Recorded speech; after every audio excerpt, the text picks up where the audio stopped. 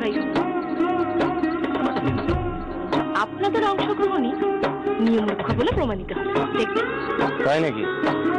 তোমার কি মনে হয় মহানামা কোনো প্রশ্নেরই সঠিক উত্তর দিতে পারবে না? ঠিক কোনো প্রশ্নের সঠিক উত্তর দিতে পারবে না? আমি আপনাকে সমর্থন করছি রানীমা। তোমাদের একটা উপযুক্ত জবাব আমায় দিতেই হবে, আর তা না হলে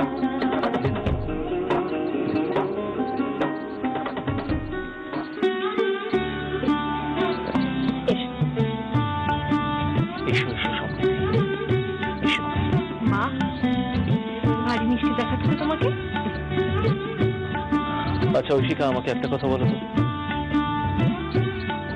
তুমি তো পাত্রপক্ষের দিকে, তাহলে কেন আজ সমৃদ্ধিকে সমর্থন করছো আমাকে বলো তো? তার পেছনে কারণ আছে মহারাজ। এমনিতে হয়তো আমি ওকে কোন রকম সাহায্য করতে পারবো না, কিন্তু একজন নারী হিসেবে আমি সব সময় ওকে সমর্থন করব, কারণ আমি চাই যাতে সমৃদ্ধি প্রমাণ করে দেয় নারীরা কিন্তু পুরুষদের চেয়ে কোনো অংশে কম নয়, তাই তো? আমি চেষ্টা করবো রানীমা। এটা কিন্তু ঠিক হচ্ছে না দিদি। এসো জয়দ্রথ। দিদি, তুমি কিন্তু পক্ষ বদল করে নীতি বিরুদ্ধ কাজ করছো। নীতি বিরুদ্ধ? হ্যাঁ, অবশ্যই নীতি বিরুদ্ধ কাজ।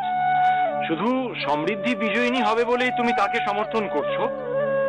তোমার তো উচিত পাত্রপক্ষকেই জয় পরাজয় সকল ক্ষেত্রে সমর্থন করা, তাই না?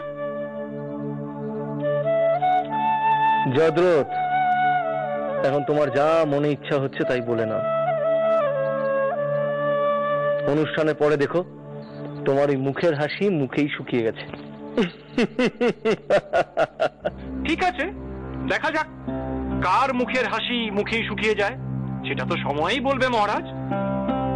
লগ্ন যে বয়ে যাচ্ছে, তাড়াতাড়ি শুরু করো অনুষ্ঠান। হ্যাঁ, তাড়াতাড়ি শুরু করা যাক, এর থেকে বেশি দেরি করা একদম উচিত হবে না। আপনারা সকলে আমাকে আশীর্বাদ করুন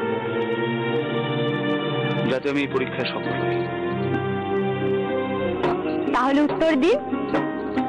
আল্লাহ দেনা উটটা পেয়ার, দু হাতে যায় গোলে, কিসের কথা বলছি কুমার, দিন না আমায় বলে। দু হাতে গোলে যায়,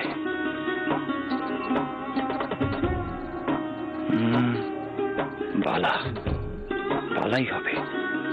হ্যাঁ, হাতের বালা।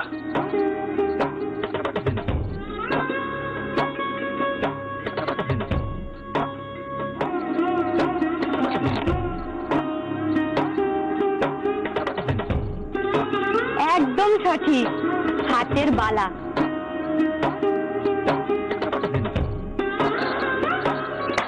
বাহ, খুব সুন্দর, খুব সুন্দর। কি জয়দ্রথ, শুনতে পাচ্ছ? আমাদের ভুলে গেলে চলবে না, এবার কিন্তু সমৃদ্ধির পালা। আমাদের সমৃদ্ধিও কিন্তু চমকে দেবে মহারাজ। বেশ, দেখা যাক। তবে মহানামা যা করেছে তার জন্য আমি গর্বিত।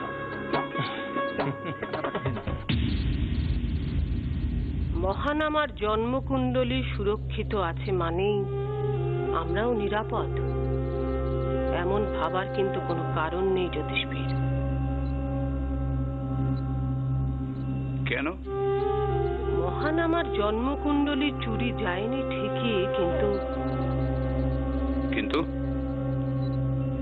এমনও তো হতে পারে কেউ তা খুলে দেখেছে। কিন্তু আপনার কথা যদি সত্যি হবে মাসুমা, তাহলে এতক্ষণে এই বিবাহ অনুষ্ঠানে কেউ না কেউ তো বিঘ্ন করানোর চেষ্টা করত।